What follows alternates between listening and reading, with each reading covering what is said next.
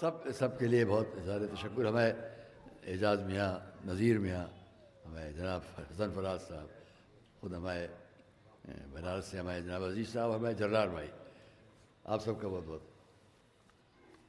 میں یہ سنانا چاہتا تھا، اگر کیونکہ وہاں سے انہوں نے بھیجے تھے اور مجھے اچھا لگا اس میں ایک شعر. تو میں سبھی اچھے ہیں لیکن ایک جو ہے بہت مجھ سے متعلق نظر آتا ہے. میں نے اس میں تھوڑی اصلاح کہنا غلط ہے، میں نے اس میں تھوڑی ترمیم کر دی ہے. وہ ترمیم کہہ سکتا ہوں کیونکہ وہ بھی شاعر نہیں ہے اور ہم بھی شاعر نہیں ہیں. کوئی تو میں اس کو سنا دوں، امانت ہے. کیونکہ آیا تو ان کو خوشی ہوگی. حجت الاسلام مولانا مناظر صاحب اللہ جو مشہد مقدس میں ہیں، وہاں سے انہوں نے بھیجا. مومنوں کی قبر میں نصرت کو آتے ہیں علی، اور عزاداروں کی ہمت کو بڑھاتے ہیں علی. فی محب پنجتن اور عاشق آل رسول، یوں فرشتوں کے سوالوں کو بتاتے ہیں علی. یہ شعر جو ہے، آئی مرقد سے ندا، سامنے آئی مرقد سے ندا، تم مطمئن رہنا حمید. آئی مرقد سے ندا، تم مطمئن رہنا حمید، قبر میں پرسش کو میری روز آتے ہیں علی.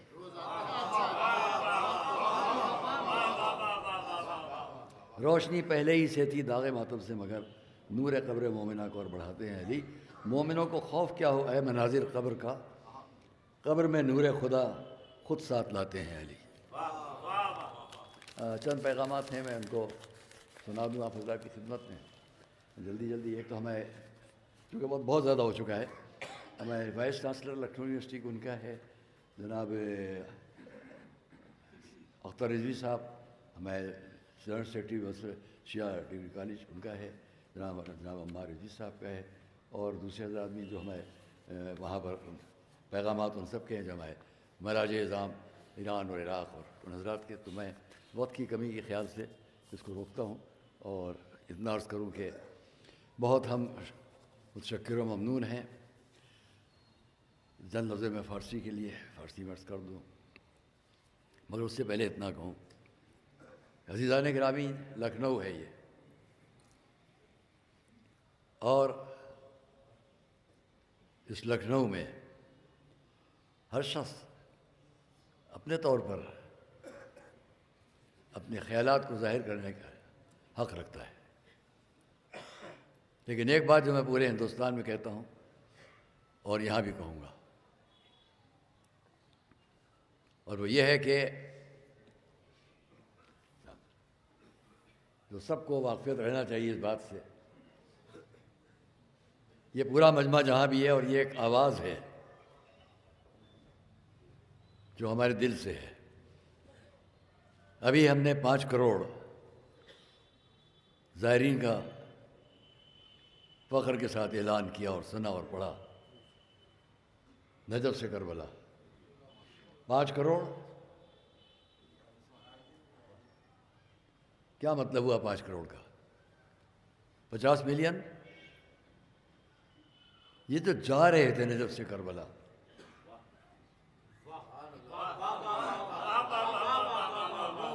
بھائی اتنا بتائیے کہ کیا 5,000 کے جانے کی بھی امکان تھا؟ میرا سوال ہے 5 کروڑ کو گھٹائیے، کیا 5,000 افراد کے بھی جانے کا امکان تھا؟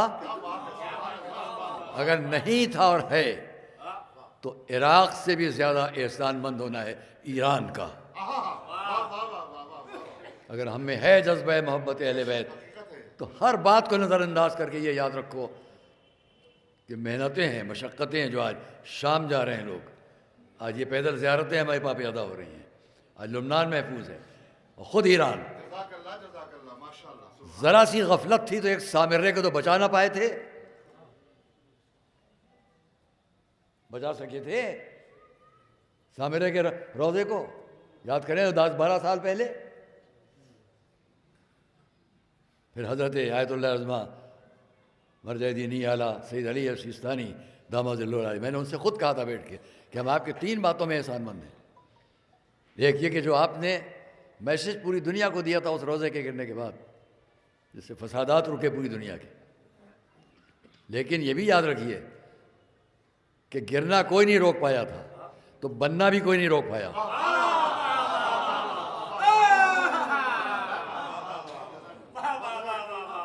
گرنا روک نہیں سکے تھے، کیسے بناتے سامرہ میں جا کر اگر پشت پر پوری قوت اور طاقت سے ایران نہ ہوتا.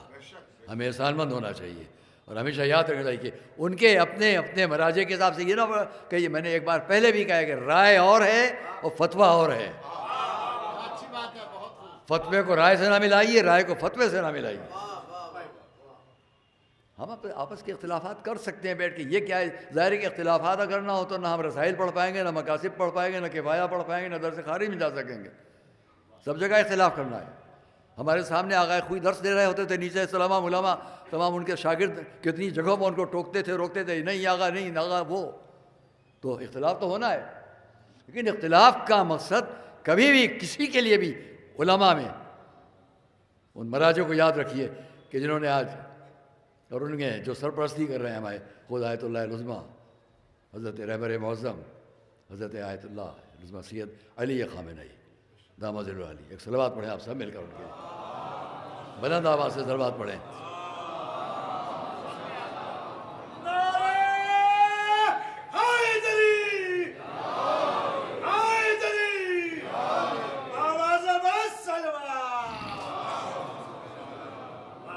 تمام حضرات جو سامنے تشریف فرما ان کے بھی ہم شکر گزار ہیں اور خود ان کی بہت محبت ہے. اس کو میں نے ایک اور جلسے میں مجلس میں کہا ہے کہ ہمارے حجت الاسلام والمسلمین نمائندے حضرت رہبر معظم خود جناب حجت الاسلام والمسلمین جناب آغا مہدی مدوی پور داماد العالی تشریف فرمائیں.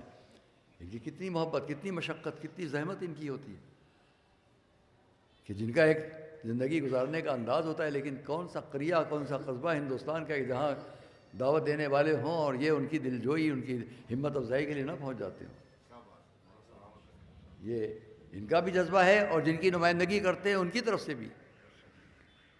میں بہت وقت نہیں لوں گا، آپ سب حضرات کے لیے ہم